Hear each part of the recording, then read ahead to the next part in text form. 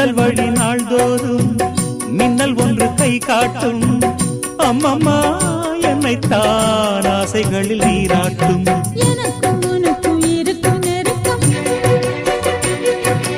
இளமை தொடங்கி முதுமை வரைக்கும். இரவும் பகலும் உறவை வளர்க்கும். இடையில் இருக்கும் தடையை தகர்க்கும். விலகாத